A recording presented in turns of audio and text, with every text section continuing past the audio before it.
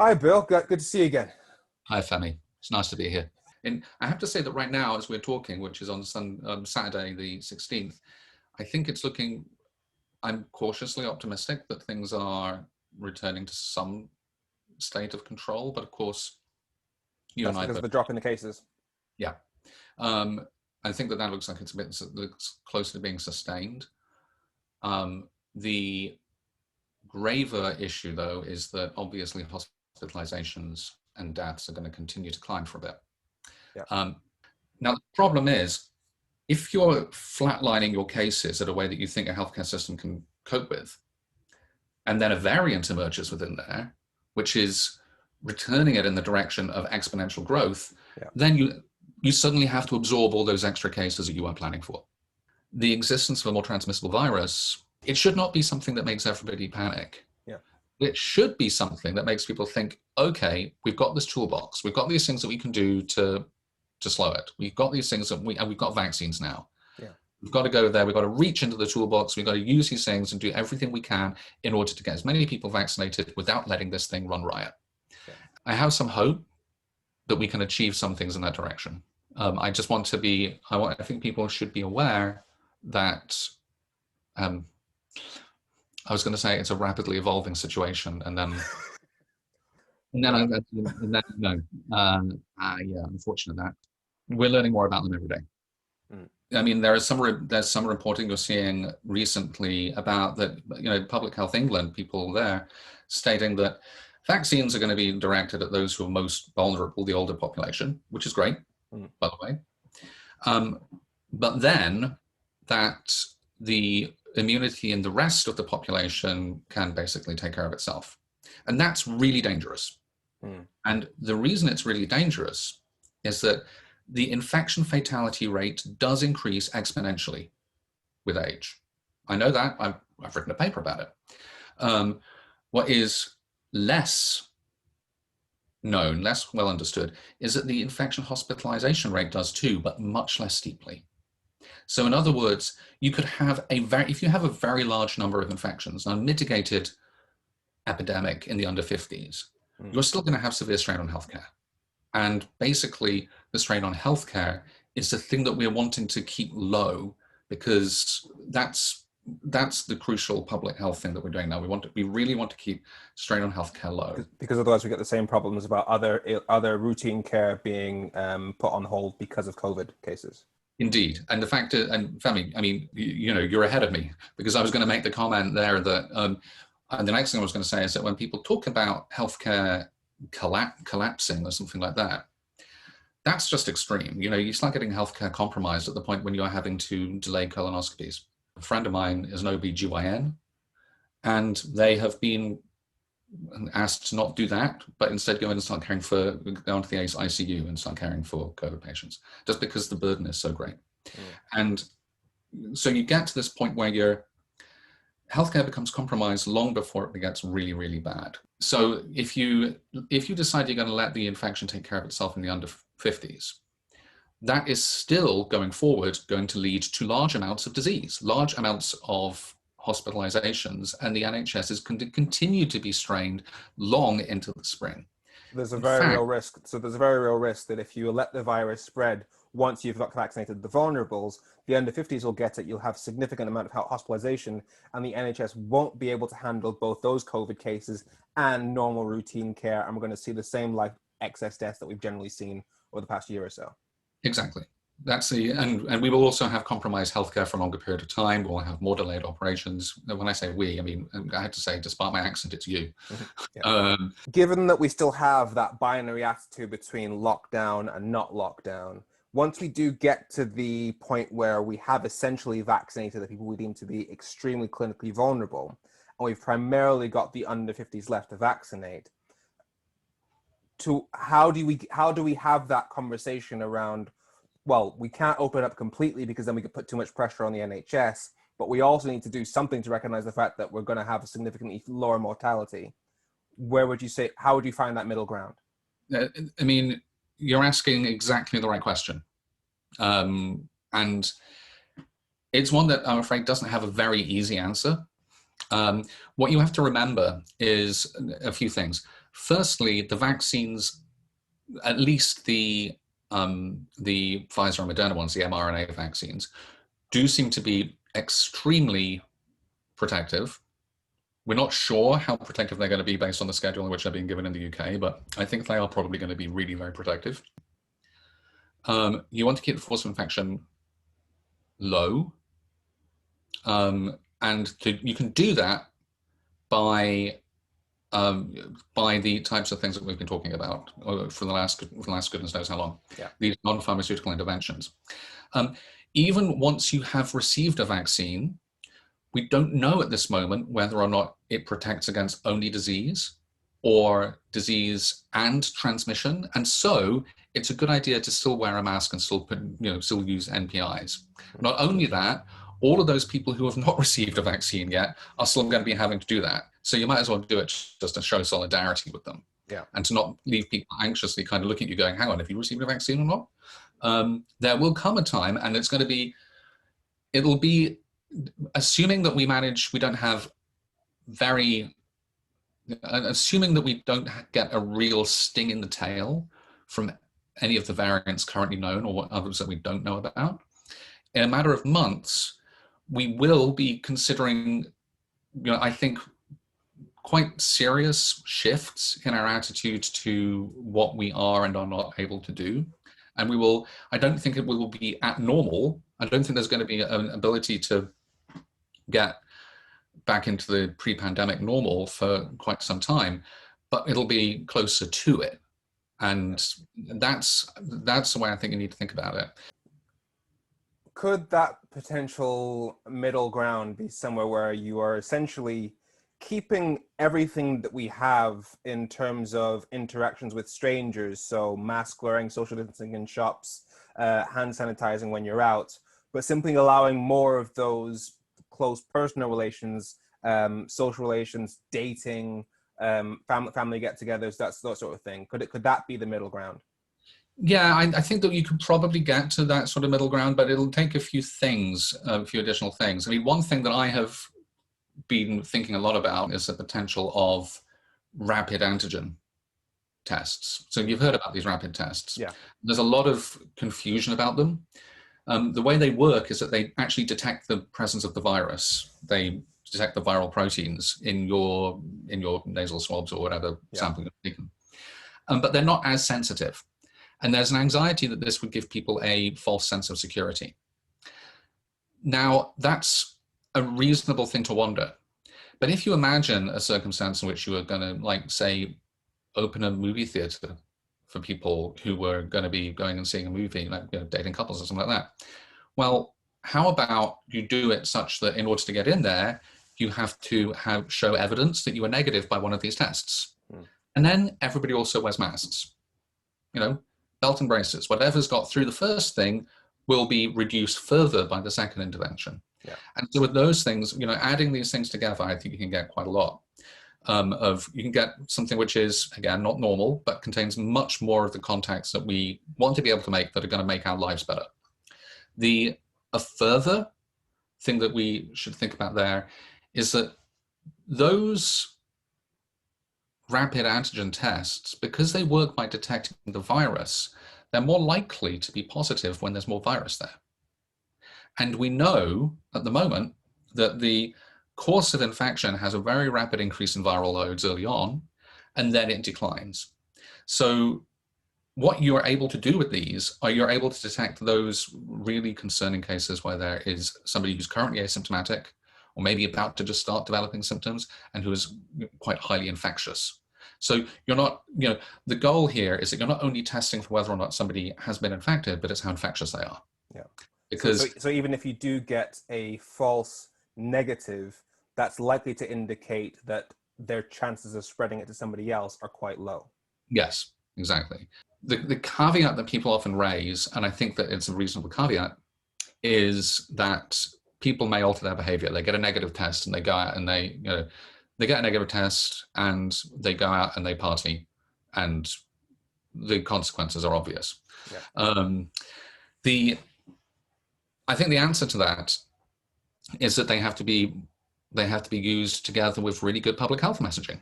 Yeah. Now, I know that not many places have managed to do very well at that, putting it lightly.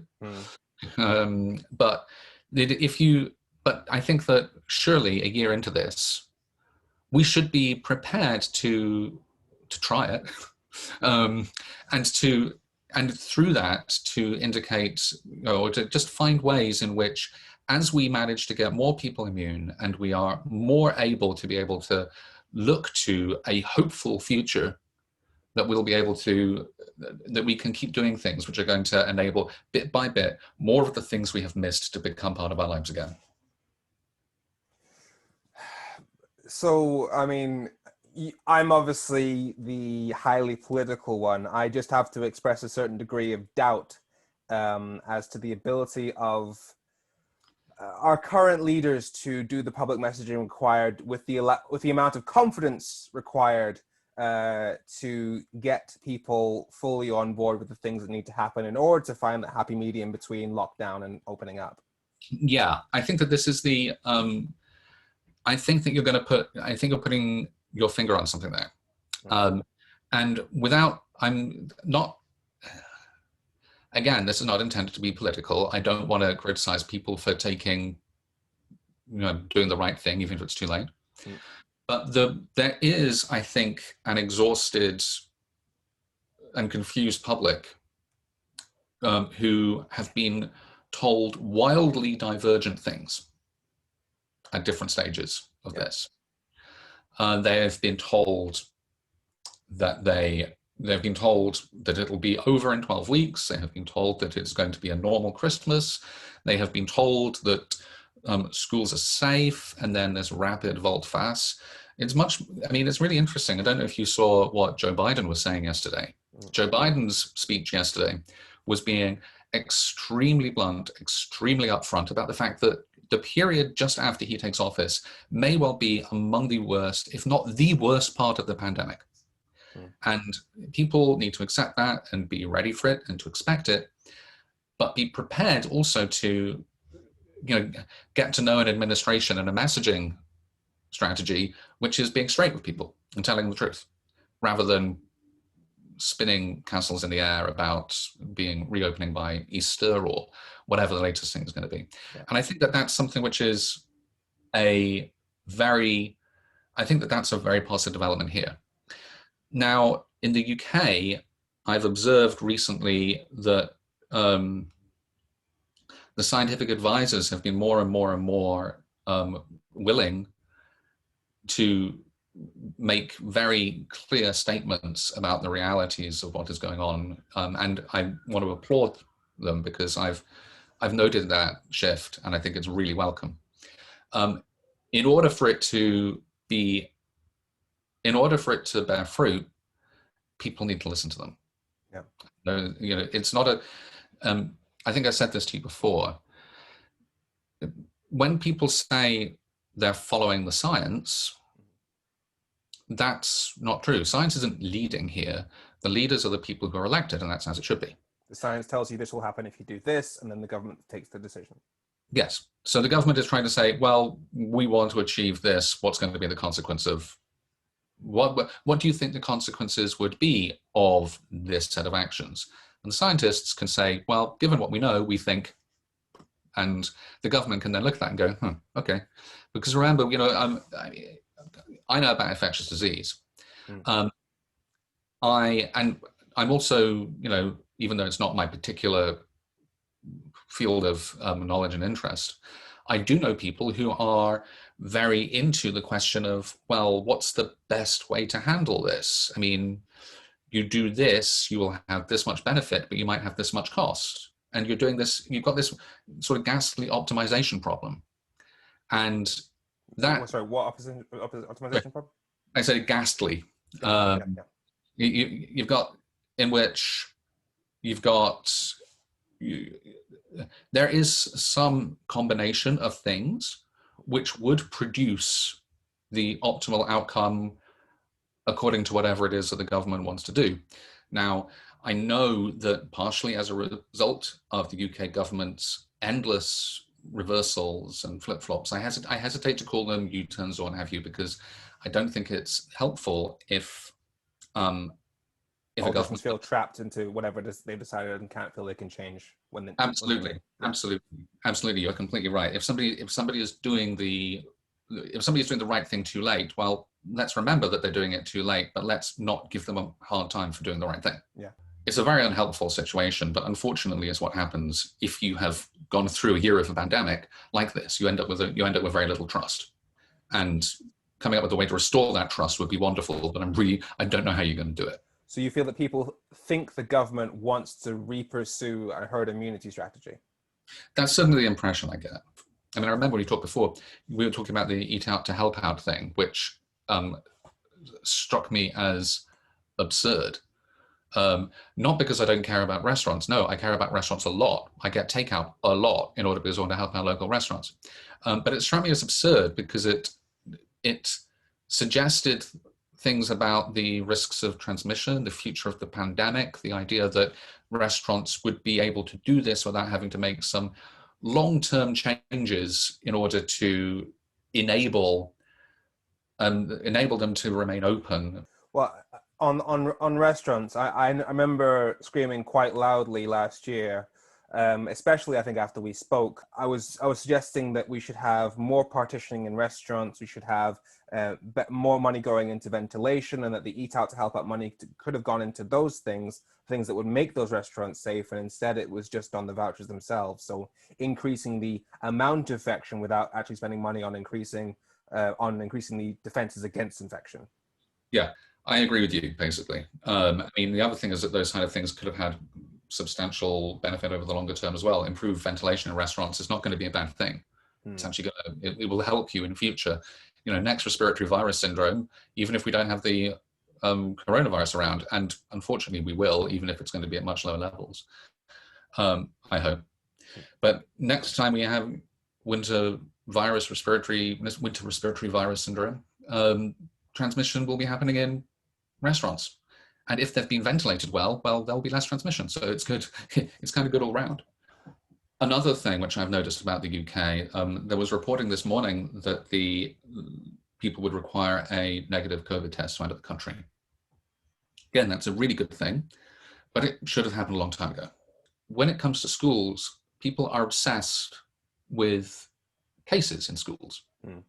And I think that's right. I mean, that you and I have talked about this before. I'm really for testing in schools. I'm really for isolating kids who may have been exposed and all that.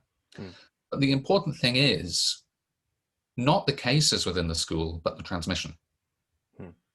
So cases will be introduced to the school at a rate which reflects the local state of pandemic activity. What you want to stop happening is transmission occurring in the school and the virus just basically managing to make use of the school as a route into lots of different households. That's one of the reasons why infection control and mitigation in schools is so important. And I know that there are going to be loads of people who hear that and just say, oh, but kids don't wear masks. My daughter wears a mask every day, and she forgets to take it off when she gets home. She's so comfortable with it. And even if not all kids do, that's not really the goal here. The goal is not to necessarily achieve some kind of level of perfection. The goal is to achieve a rate of reduced transmission, which is sufficient that we don't have to have further lockdowns. We don't have to have further intense activity, further intense interventions, which people are going to find much more painful. The goal is to keep as much of a lid on it as we can, while at the same time increasing the number of people who are immune through vaccination. And that's a difficult balancing act. Too often, we've been allowing the perfect to be the enemy of the good, especially when you can get a bunch of good things which together, they act together in order to make a much larger reduction than any of them do on their own.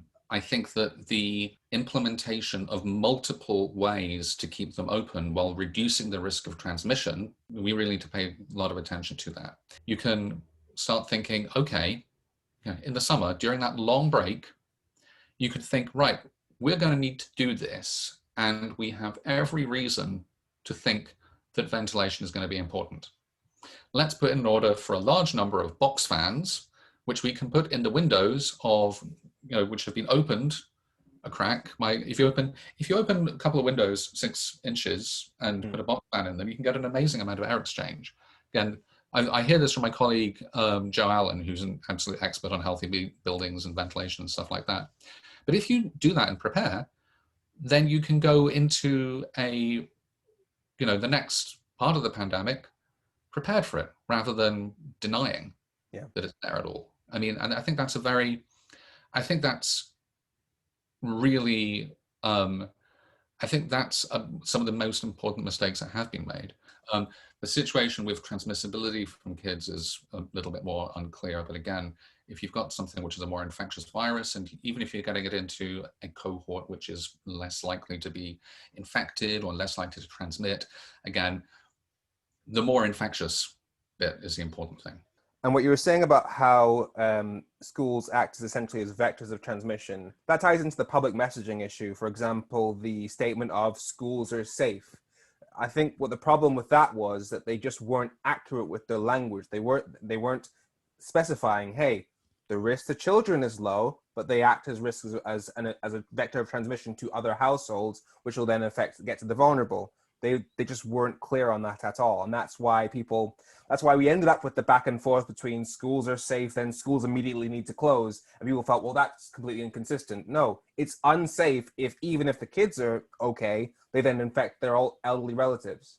That's right.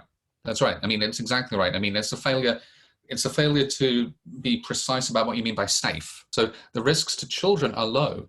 The risks to other parts of the community, though, of unchecked transmission occurring in schools, that's serious. And you have to discriminate between those two things. Yeah, it's a very poor word. I mean, technically, an asymptomatic super spreader is extremely safe. Yes, to them. Yeah. But to all of the downstream infections, no, really not safe at all. It's been difficult. I think that there has been real difficulty in messaging, and that the messaging has also refused to address issues of nuance. There is some diversity of opinion on this, such as, for instance, when the mask mandate came in here, mandating masks everywhere outside the home, outdoors, indoors, I was actually, this was a few months ago actually, I was actually mildly irritated because of the fact that I thought it obscured the lower risks of transmission outside. However, it's a much easier message to get across than the other ones. I have some sympathy with people who say that there's just less transmission outside. I don't have sympathy with the people who just sort of say, oh my God, it's a mask. I'm so terribly triggered by the sight of a man with something over the lower part of his face. I'm going to be really, really upset by that. But I mean, you can't reason people out of a position they never reasoned themselves into. Yeah, I'm aware of this. No, there's a mixture there between some people making the not altogether unreasonable point that depending on where you are, it could be very hot and difficult and uncomfortable to run with a mask on, or you might not see many people and you're outside, which is not unreasonable. If I'm in that situation, I pull it down and then pull up when I see people. But if I'm going to be going out onto the relatively busy streets of Cambridge, Massachusetts, and run for a bit while I'm on my way to pick up my kid from school, I'm going to be going past a lot of people, and eventually I'm going to be in a bunch of people hanging around outside the school. So I'm wearing a mask. It's not but I do think that it's also a kind of messaging you can do which is a little bit more educational, because in the United Kingdom, it seems to me that there's been a real emphasis on this in terms of rules as opposed to risks. And I think that talking in terms of rules is understandable in some senses because they can be easy to follow or easy to understand, but talking in terms of risks helps people figure out which of the things they're doing are going to elevate or reduce the risks of transmission. Because the virus doesn't follow the rules. It's a virus. The rules are there to reduce the risk of transmission. So, and thinking about it like this, I mean, brushing by someone in the street at a distance of 1 foot wearing a mask is hugely different from spending an hour talking to somebody at a distance of 6 feet, even outdoors without a mask. Yeah. So and you have to integrate over, so in that example, I was looking at stuff over time. So once I think it would be better to say the virus transmits in tiny particles that you breathe out as you talk, as you breathe, in any of these kind of things that you do with your respiratory system. Yeah. And they accumulate in closed spaces with poor ventilation and can hang around for a while such that other people coming in there may become infected if the person who is shedding virus is really infectious right at the start when they're doing that. People who are less infectious may transmit by coughing, maybe directly in someone's direction and so on. Just laying out the sort of the ways in which transmission occurs. Yeah. And that then helps people make their own decisions and actually develop their own routines, things which are comfortable for them, rather than having this sort of, rather than the rules. And because I don't know about you, but when I hear about rules, there's always a part of me that tends to wonder how I can get around them. It's the inner libertarian in you. Yeah, it's a chaotic part of my personality.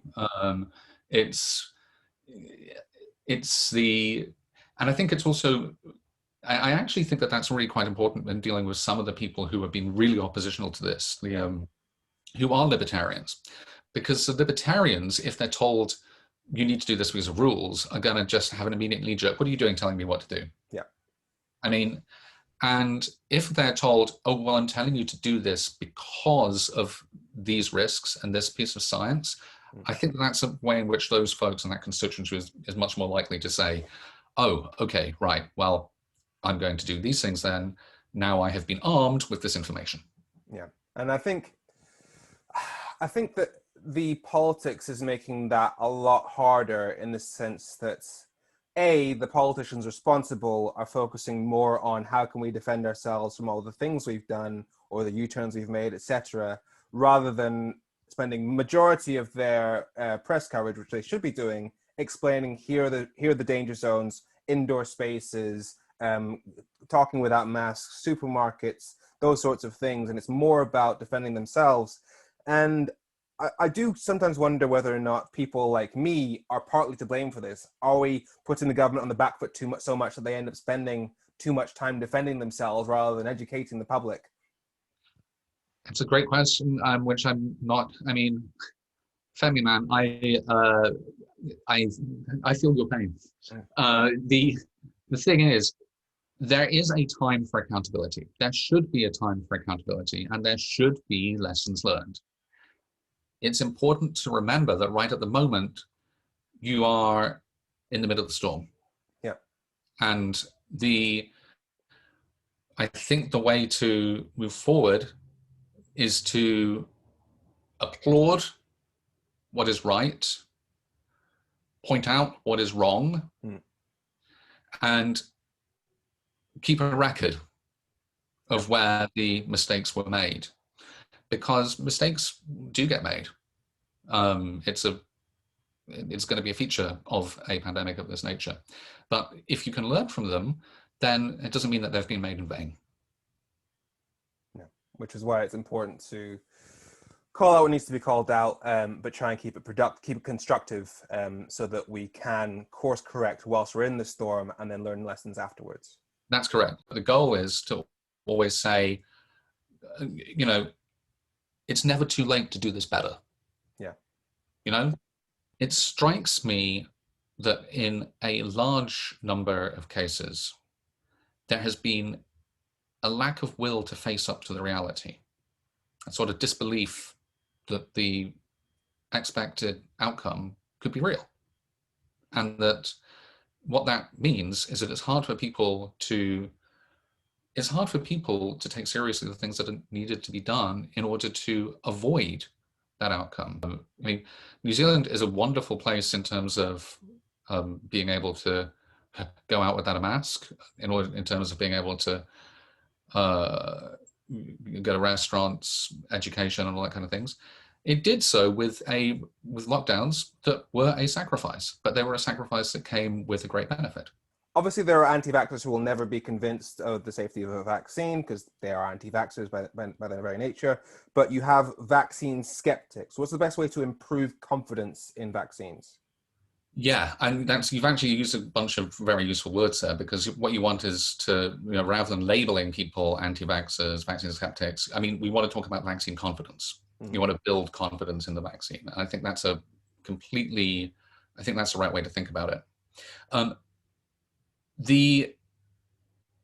My own personal thing, and I've never done any particular research in this area, but when I am talking to folks about stuff, I emphasize a few things. Firstly, I respect their concerns. This is especially true when you're talking about childhood vaccinations. While you will hear some people saying, oh my goodness, these anti-vaxxer parents are just such terrible parents. They certainly view themselves as being very good parents because they're looking out carefully for kids. And I think that that's the way to recognize it. I think it's to understand that these are folks who may be misinformed, but they're not bad. What I then personally would say is, I would take one of these vaccines now. I shouldn't, because I'm not in an at-risk group, but I would be very happy to. You can look at the individuals who have received the vaccinations. You can because I don't think that the appeals to the data, because we have, the very large amounts of data that have been collected from the phase 1, 2, 3 clinical trials. And I think that those are really important, but I think that people who are not confident about vaccination aren't going to be particularly convinced by that. I think it's better to acknowledge our concerns and listen to them with respect, and point out that, I personally would be very happy to receive any of the vaccines currently on offer. So it's primarily about A, respect, B, setting an example, showing your willingness to take it, and hopefully getting a critical mass of people that are taking it and doing well. Indeed. And once people are giving out the vaccine, they are, it's not just you give them the vaccine and you leave them alone. No, you investigate really, really closely any negative reports that could be associated with it. And that's something which is extremely important in order to maintain confidence in the vaccines moving forward. People are very neurotic about it, and rightly so. Yeah. So my general fear is that in the UK, we will have a significant drop of compliance based on either an overconfidence in the vaccine or an underconfidence in the vaccine, leading people to think, well, what's the point? And therefore just dropping compliance. And therefore having a significant death toll and hospitalization level in March, April, etc. Actually, what do you think is the best way to avoid that? I think the concern is that you've got the understandable huge desire for it all to be over. And people who have received vaccinations, or as people receive vaccinations, there's going to be this very strong kind of, oh, it's over. But that could be the sting in the tail could be quite serious. Yeah. There are some, I haven't seen anything for the UK, but there are some models of the US that I have seen in which March and April are the worst months. What are the driving factors behind that? Slow vaccination and lack of compliance as a result of that. Slow vaccination, lack of compliance, large amounts of B117, because it's rare here at the moment. But B117 has made it over to the States. Oh yeah, it's been found in New York. It's been found in Connecticut. It's in Florida. It's in California. It's in Colorado. It's got community transmission there. It's very clear. The best way to avoid that is to get as many people vaccinated as possible. And you have to, that's what you have, that's the bottom line. You want to vaccinate not only the older age groups, those who are most vulnerable. That will give you a lot of benefit in terms of preventing deaths. But you also want to stop transmission among the age groups which are younger, but still very good at transmitting. a sufficiently large proportion of them will require hospitalization that the strain on the healthcare system will continue. And this is, remember, this is going to be an exhausted healthcare system. Yeah, yeah, yeah. So you want to get it, you need to get vaccine into both. You need to monitor things very carefully. You need to be prepared to take prompt action, not wait for 2 weeks before taking appropriate action, but taking it promptly. Yeah. You need to have gamed out the things you're going to do if bad things happen, as well as when good things happen. Yeah. And be straight with the public. And I know that it's a large ask, and you have a faintly skeptical expression, but that's the way forward. And I mean, the UK has already seen over 100,000 deaths as a result of this. More, in fact, because they're not all being counted quite, and some places have been much worse affected than others. The next few months are the most crucial ones. Thank you very much. Thank you very much.